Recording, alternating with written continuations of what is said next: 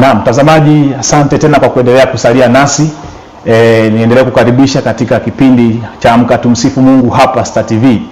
Kwa siku ya leo tena tumepata nafasi ya kuendelea kukutana na mtumishi wa Mungu Mchungaji Boniface Steven kutoka kanisa la EAGT Kisesa Bujora. Na mada ambayo tulikuwa nayo na tunaendelea nayo ni jinsi ya kuomba. Na mimi kama umeendelea kutufuatilia vyema, kuna vingi ambavyo hatukuvimaliza kipindi kilichopita, na leo Mungu ametupa nafasi tena kuendelea kukutana na mchungaji kwa ajili ya kujifunza mengi kutoka kwenye hii mada. Na kama ndio unaungana nasi, basi niendelee kukaribisha tena. Mimi naitwa Madoshi James kwa niaba ya Venita pamoja na msimamizi wa kipindi hiki Emmanuel Makuliga. Karibu sana katika kipindi. Na uendelee tu, kama kuna meseji ambazo unazo unaweza ukatuma kupitia namba ya simu 06 55 77 07 96. Tuma maoni yako kwenye hii namba, tuma maswali yako kwenye hii namba, tuandikie ni nani, kutoka wapi, na tuma mchango wako sasa kupitia namba hiyo ambayo nimekutajia. Mchungaji, karibu sana. Asante. Karibu Bwana Yesu asifiwe. Amina. Bwana Yesu asifiwe. Amen. Karibu sana. Asante. Mada tuliyokuwa nayo ni jinsi ya kuomba. Jinsi ya kuomba. Na tayari ulitupa msingi mzuri kabisa kwenye swala la maombi ni nini, na ukatueleza vizuri kabisa. Ndio. Labda twende moja kwa moja sasa kwenye zile sifa ambazo ulitaka uzifundishe siku ile, lakini muda ukawa hautoshi. Amen. Hebu tusaidie hapo, hizo sifa, ni nani anayepaswa kuomba? Amen. Basi tumshukuru Mungu kwanza kabla tujaendelea. Sawa sawa. Baba yetu na Mungu wetu mfalme, Mungu mwema, tulihimidi, tuliinue jina lako. Asante kwa nafasi uliyotupa tena Mungu kwa ajili ya kujifunza mbele yako. Tunazidi kumwalika Roho Mtakatifu tangu sisi hata watazamaji wetu. Mungu, tutangulie ili neema yako Bwana ikaokoe watoto wako. Yule mwovu ibilisi shetani hana nafasi tena, na kanyamaze kimya kwa utukufu wa jina lako. Ni katika jina la mwanao Yesu tunaomba na kuamini. Amen. Amen. Amen. Leo tunataka tuziangazie sifa za mtu anayestahili kuomba. Ujumbe unaosema nani anayestahili kuomba? Nani anayestahili kuomba? Taangalia sifa 4 za nani anayestahili kuomba. Lakini pia ni mshukuru Mungu kwa ajili ya kipindi hiki na nafasi ambayo Mungu anatupa kwa namna ambavyo inaendelea kuwasaidia watu. Kwa sababu tangu tumeanza, kiukweli mafundisho haya yamesaidia watu wengi. Yaani naweza kukiri kusema kwamba tofauti hata nilivyokuwa nimetarajia. Kwa sababu sasa karibu nchi nzima watu ni wengi wanapiga simu, na hata kwenye lile grupu nililotengeneza la WhatsApp kiukweli pameendelea kuwa msaada mkubwa sana katikati ya watu. Kwa sababu kimsingi moja ya vitu ambavyo ndani ya Ukristo vinahitaji mafundisho ya kina na mafafanuzi makubwa tena yenye utulivu ni kwenye eneo la maombi. Kwa sababu maombi yamebeba nyanja nyingi sana katika habari ya kumtumikia Mungu. Na leo nataka tujifunze nani anayestahili kuomba, kwa sababu watu wanahisi kwamba kila mtu anastahili kuomba. Sasa tuangalie sifa chache za nani anayestahili kuomba. Sifa ya kwanza ni aliyehesabiwa haki. Aliyehesabiwa haki. Kwenye Ukristo ama kwenye habari ya kumtumikia Mungu kuna kitu kimoja kinaitwa justification. Hii ni tamko la kisheria linalotolewa na ufalme wa Mungu juu ya mtu baada tu ya mtu yule kumkiri Kristo kuwa Bwana na Mwokozi kwenye maisha yake.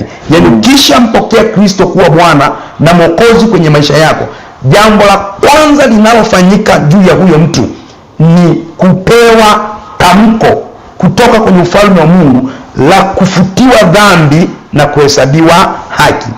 Ndio pale tunarudi kwenye msalaba kwamba Yesu alichukua dhambi zetu na sisi akatupa utakatifu wake. Maana yake unafutiwa dhambi. Sasa hii kuhesabiwa haki, yani hii ni kwa neema, sio kwa juhudi za mtu yeyote. Na swala la kuhesabiwa haki huwa halijalishi kwamba huyo mtu amepata hiyo haki katika mazingira yapi. Maadamu tu nafsi ya mtu huyo imekubali kumkiri Kristo kuwa Bwana na Mwokozi katika maisha yake, anafutiwa kila chochote alichokuwa nacho kama kizuizi mbele za Mungu, na anapewa haki ya kuingia ndani ya ufalme wa Mungu. Ni vizuri mtazamaji wetu aelewe vizuri kwamba sasa hii kuhesabiwa haki sio unakuwa umepata nafasi ya kuingia kwenye ufalme wa Mungu, umepata uhalali wa kuvitumia vile vilivyoko kwenye ufalme wa Mungu.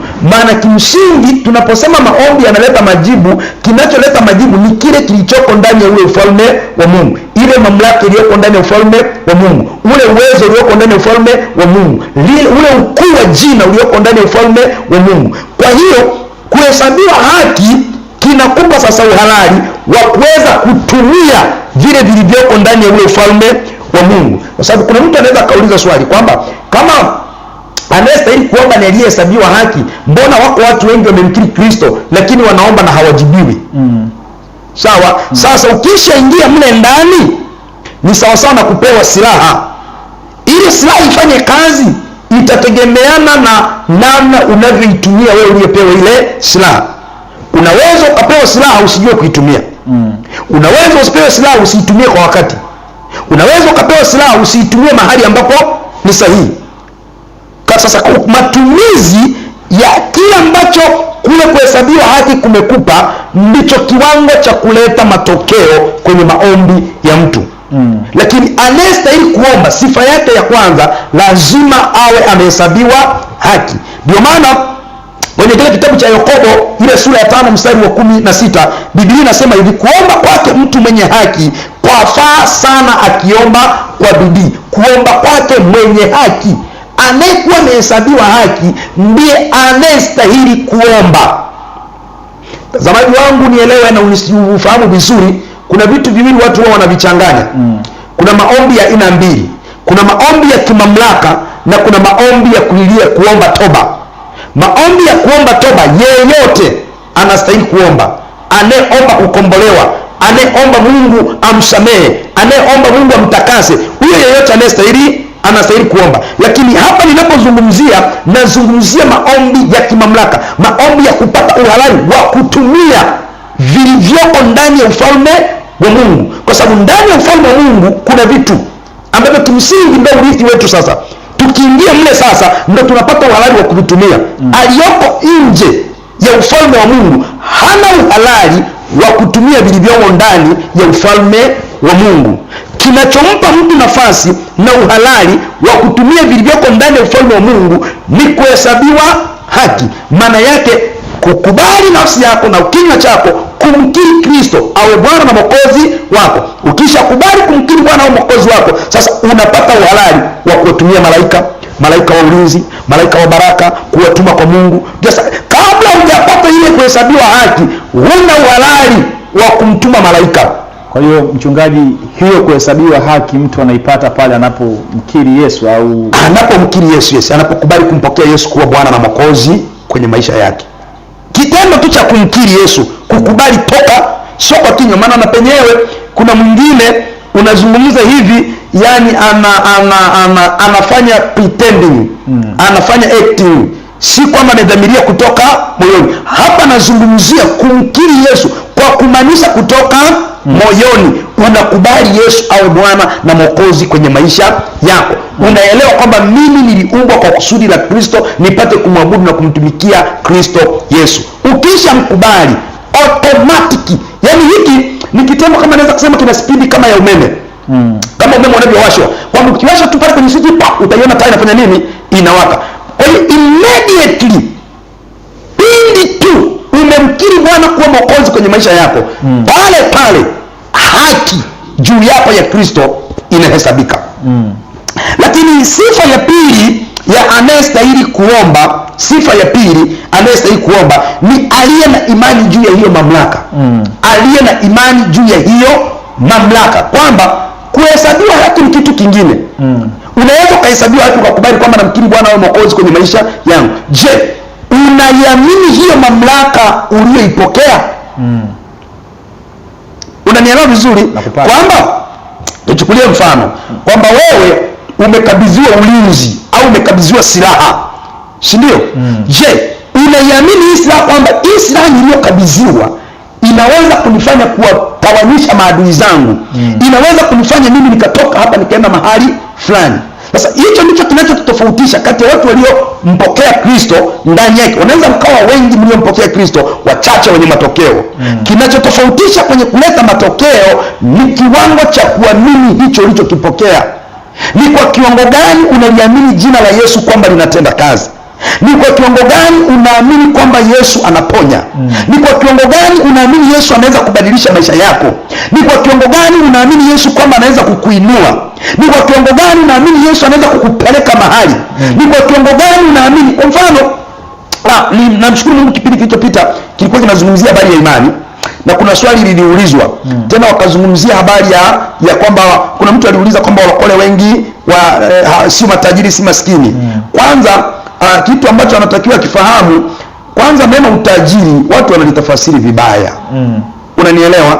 Yaani sisi ni adui tu anachanganya akili na ufahamu wa watu. Yaani anatuaminisha kwamba utajiri ni hela ama utajiri ni mali. Si kweli. Utajiri ni muunganiko wa vitu vingi vinavyoweza kumletea mtu tumaini na amani kwa ajili ya kesho. Kwa hiyo wewe unaweza ukawa na fedha nyingi, milioni 100, 300, 400, 500, 1000, sawa, lakini kimsingi tukikupima si tajiri. Kwa hiyo tajiri. Na kuna mwingine ana shilingi 10,000 lakini kimsingi ni tajiri. Tajiri upi sasa, mtumishi wa Mungu ambaye? Unaweza ukawa na hela una afya. Una hela ni kweli, huna afya. Mwenzako ana 10,000 ana afya njema. Ana 10,000 ana uhakika wa kwenda mbinguni. Umeelewa mtumishi wa Mungu? Ana 10,000 ana familia yake ni nzima. Mungu amembarikia uzao. Ana watoto wake na wana maadili mazuri. Mimi nina ushuhuda kabisa, mimi bahati nzuri katika utumishi huu nakutana na watu tofauti tofauti. Niliwahi kukutana na mzee mmoja yuko hapa Nyasaka. Yule mzee ananisimulia, ananiambia, "Pastor, kuna wakati nikikaa na juta kwa nini nina hizi hela." Namuuliza why? Ananiambia, mimi ni mstaafu na nilikuwa nafanya kazi kwenye eneo ambalo kwa nilikuwa nalipo mshahara mzuri, nilipewa kiinua mgongo kikubwa na biashara zangu nimewekeza sana, nina miradi mikubwa, lakini nimeharibikiwa watoto. Watoto wake ni wavutaji wa bangi. Watoto wote, hana mtoto hata mmoja ambaye anaweza kusema kwamba nategemea kwamba hata leo nikilala kuna huyu atarithi. Hata leo naweza ananiambia, "Mchungaji, unavyoniona hapa, sina mtoto ambaye naweza kuchukua hata shilingi 1,000 nikamkabidhi, nikamwambia kaninunulie kitu pale dukani." Sasa huwa analia, anasema kuna wakati namtamani maskini anayekula ugali na dagaa wa chumvi, lakini watoto wake ni watoto wanaoeleweka kuliko nina fedha watoto waeleweki. Mwenelewa mtumishi wa Mungu? Kwa miongoni mwa kitu ambacho watu wamtumainiao Mungu wanacho kama utajiri ni furaha, ni amani, tumaini la maisha. Mwenelewa mtumishi wa Mungu? Huo ndio utajiri wa kwanza. Huo ndio kwanza. Ni vizuri mtu akaelewa utajiri wa kwanza kwa mwanadamu ni afya. Na huo ndio muujiza wa kwanza kwenye maisha ya mwanadamu, afya. Ukiwa na afya, una kitu cha maana sana. Una kitu cha maana sana. Kitu cha maana sana. Lakini pia kuna mtu akauliza swali kuhusu habari ya kwamba ndani ya Tanzania matajiri anaowajua mbona hakuna Wakristo? Nani aliyemwambia? Au anatumia rekodi za, unajua kuna rekodi za hizi mitandao ambazo wanaweza hata mimi nikaamka leo nikajitangaza kwamba ni tajiri wapi? Tanzania. Kwanza ni vizuri akaelewa swali hili. Watu wenye ufahamu na hekima kubwa hayupo anayejitangaza wala kujiweka kwamba yeye ni tajiri.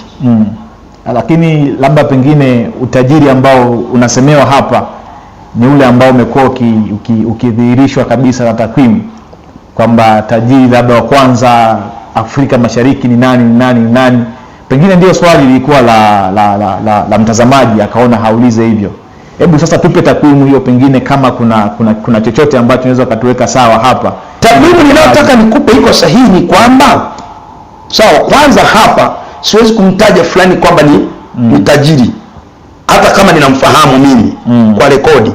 Kwanza kimsingi siruhusiwi hata kisheria za nchi kutaja utajiri wa mtu, lakini ninachotaka kumweleza ni kwamba ndani ya Wakristo wako Wakristo wengi ambao Mungu amewabarikia na Mungu ana mali nyingi kabisa. Sasa inawezekana yeye ana rekodi juu ya nyanja fulani, yani kaeneo fulani. Kwa sababu ukirudi kwenye utajiri, mimi mwenyewe ninayezungumza na wewe hapa ni tajiri. Kwa sababu hata haya maarifa niliyo nayo ninayofundisha ni utajiri. Maarifa tu ni utajiri. Maarifa peke yake kwamba una maarifa sahihi juu ya jambo fulani ni utajiri. Sawa. Hebu tusome meseji za mtazamaji kidogo anayeendelea kutuma hapa. Ndio. Huyu anasema anaitwa Praygod Nko kutoka Nyegezi. Anasema kwamba kama mwenye haki ndio anapaswa kuomba, kwa nini Biblia inasema Yesu hakuja duniani kwa ajili ya wenye haki bali wenye dhambi? Hii imekaaje? Kwa sababu kama yuko hivi wengi sana wanapotea. Niite Nko Praygod kutoka Malimbe, Mwanza. Praygod ni kusaidia kitu kwamba unaposikiliza mafundisho, sikiliza mtu anavyojenga hoja. Panapojengwa hoja ndio pana maana. Nimesema hivi, kuna namna mbili za maombi. Kuna maombi ya kimamlaka na kuna maombi ya kulilia toba. Nikasema maombi ya kulilia toba ndiyo maombi ya yeyote, na hiyo ndio andiko linaposema kwamba Yesu alikuja kwa wenye dhambi. Maombi ya kuomba toba ni mwenye dhambi kuomba nini? Toba. Mwenye dhambi anamlilia Mungu amsamehe. Mwenye dhambi anamlilia Mungu amhesabie nini? Amhesabie haki.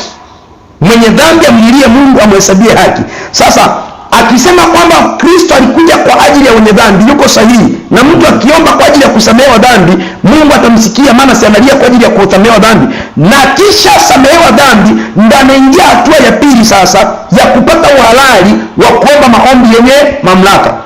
Akumbuke maandiko yanasema hivi, Mungu hawasikii wenye dhambi. Sasa hawasikii wenye dhambi. Sasa Mungu hawasikii wenye dhambi kwenye eneo lipi? Ni kwenye hili eneo la maombi ya kimamlaka. Yaani wewe huna uhalali, mwenye dhambi huna uhalali wa kutumia vilivyomo ndani ya ufalme wa Mungu kwa ajili ya mahitaji yako ya kila siku. Ndani ya ufalme wa Mungu, tuelewe watumishi wa Mungu, ndani ya ufalme wa Mungu ndio maana sisi tunaitwa ni warithi. Ndani ya ufalme wa Mungu kuna vitu. Ndani ya ufalme wa Mungu kuna uzima. Ndani ya ufalme wa Mungu kuna uponyaji.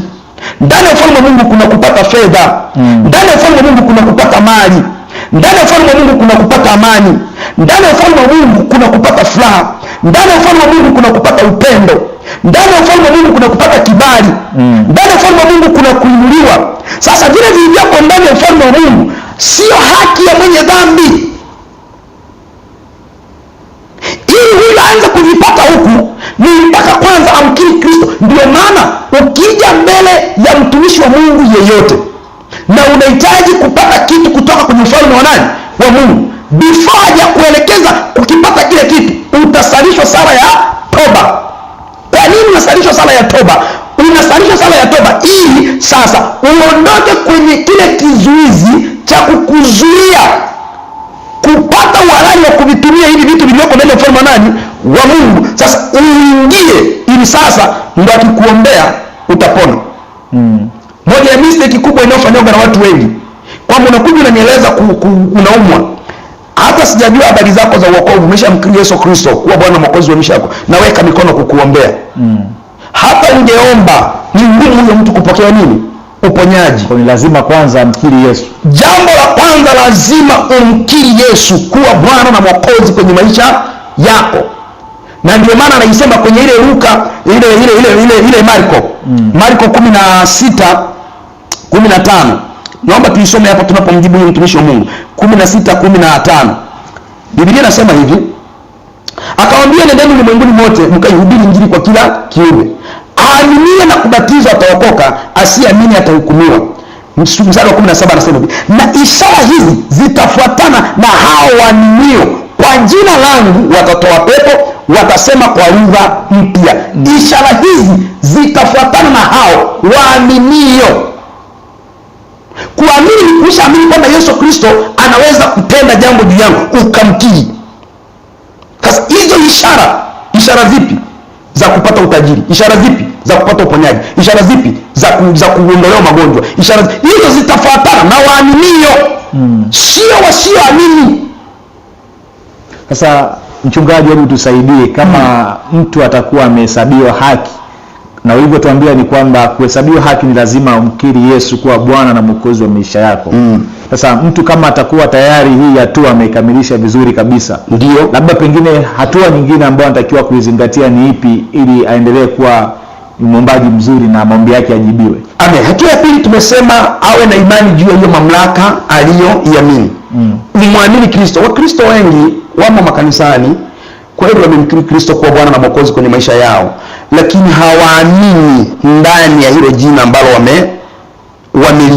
wamelipokea. Yaani anaweza akawemo lakini ni mwoga, anaogopa hata wachawi.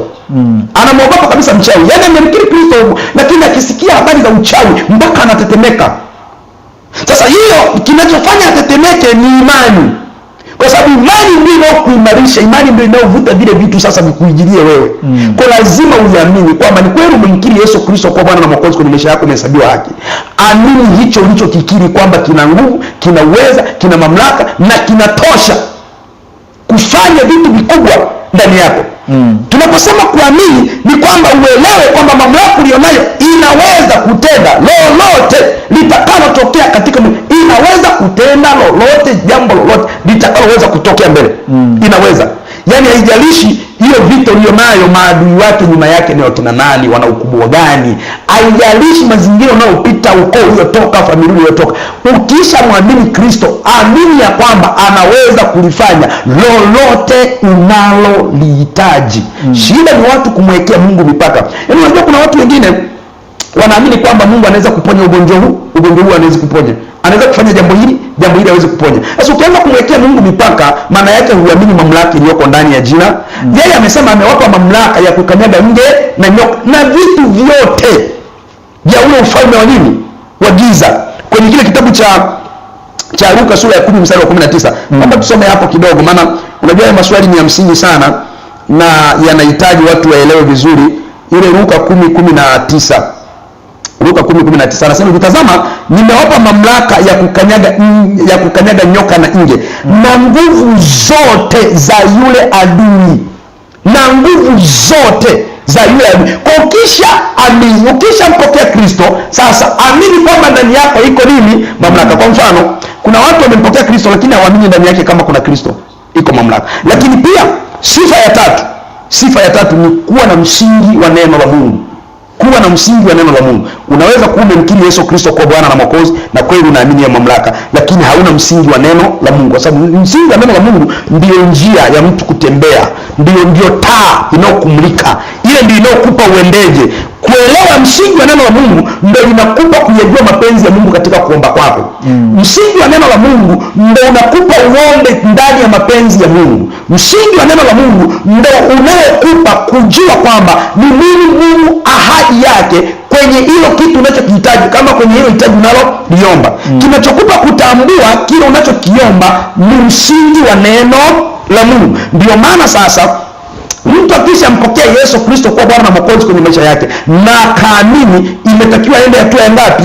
Ya tatu, ya kufundishwa kuhusu neno la Mungu. Ajue namna ya kulitumia ile neno la Mungu, ajue namna ya kuliendea neno la Mungu, ajue namna. Sasa ile anapokuwa na ule msingi wa neno la Mungu, lile neno la Mungu sasa ndio linakuwa taa ya miguu yake, ndio linakuwa kiongozi kwake, ndio linakuwa mwelekezi wake, sasa lile ndio linakuwa linamfundisha, linamwonta.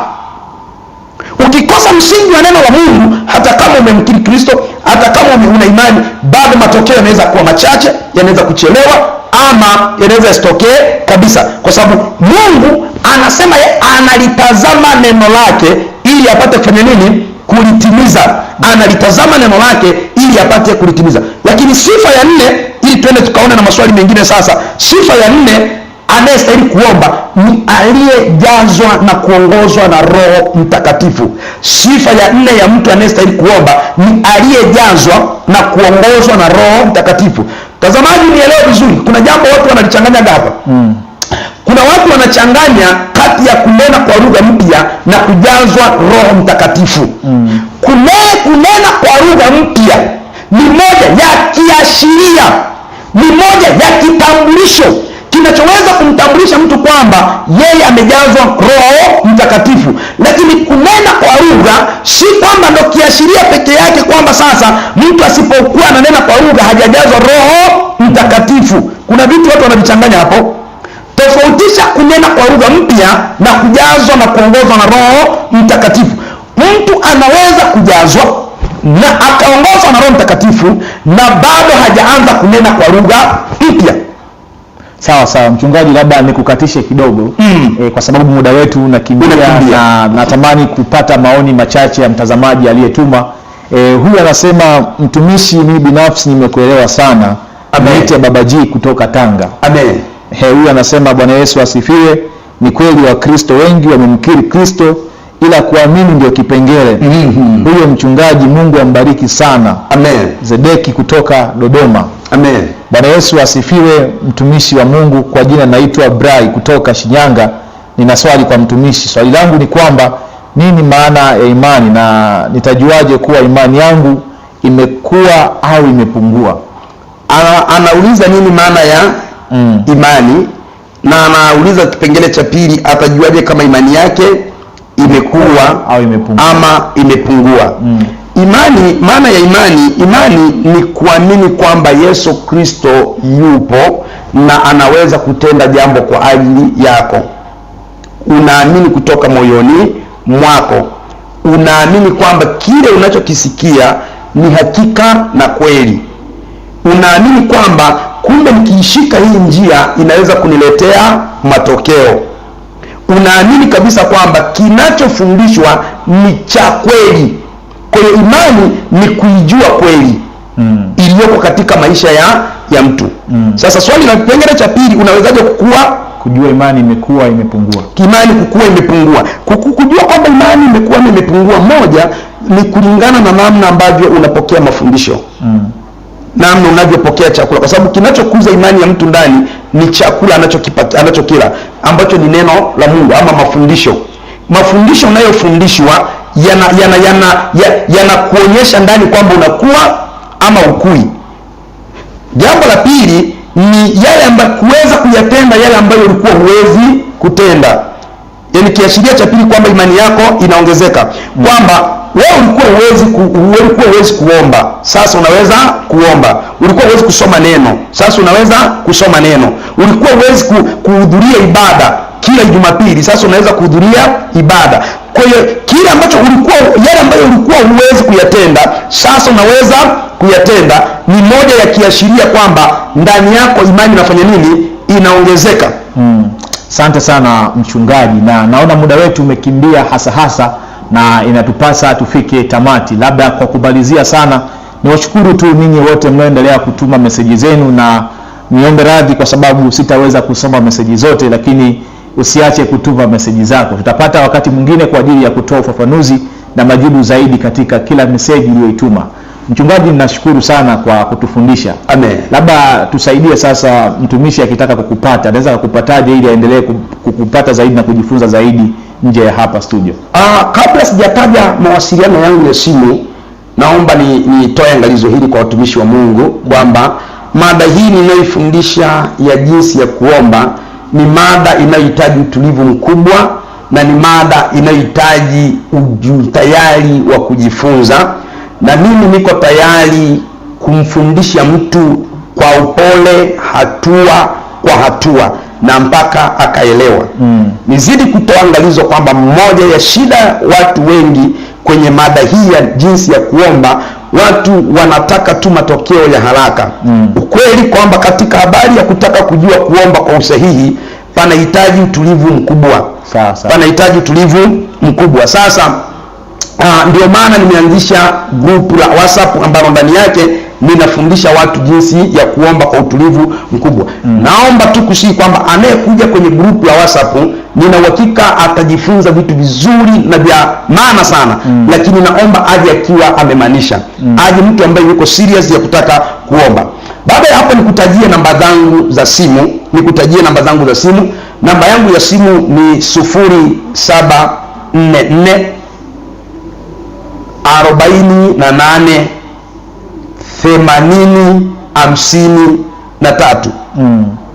0744 48 80 53.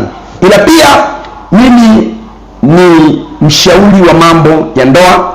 Miongoni mwa taaluma ambayo Mungu amenijalia kuwa nayo ni taaluma ya ndoa. Ninalo jukwaa kwenye mitandao ya Facebook, ukisearch linaitwa Jukwaa la Ndoa ya Mungu. Ukiandika tu Ndoa ya Mungu utaipata peji ambayo ukifollow ile peji, ndani yake ninatoa mafundisho ya mambo ya mahusiano na ndoa. Namna ndoa inavyohusiana na uchumi, namna ndoa inavyohusiana na jamii, namna ndoa inavyohusiana na serikali na taasisi na mambo mengine. Kwa hiyo nafundisha vitu vya kina sana pia. Sawa. Nashukuru sana mchungaji kwa mawasiliano hayo uliyoyapata na kuyataja. Mtazamaji, ni kushukuru sana kwa kuendelea kuwa nami kuanzia mwanzo mpaka sasa, na kama kuna kitu utakuwa unahitaji kujifunza zaidi kutoka kwa mchungaji, unaweza ukampata kwa mawasiliano hayo aliyokutajia. Mimi ni kushukuru kwa kuendelea kuwa nami tangia mwanzo mpaka mwisho. Kwa niaba ya Venita pamoja na Emmanuel Makuriga, ninaitwa Madoshi James. Karibu tena katika kipindi, tukutane Jumapili ijayo. Siku tazama kila siku ya Jumapili.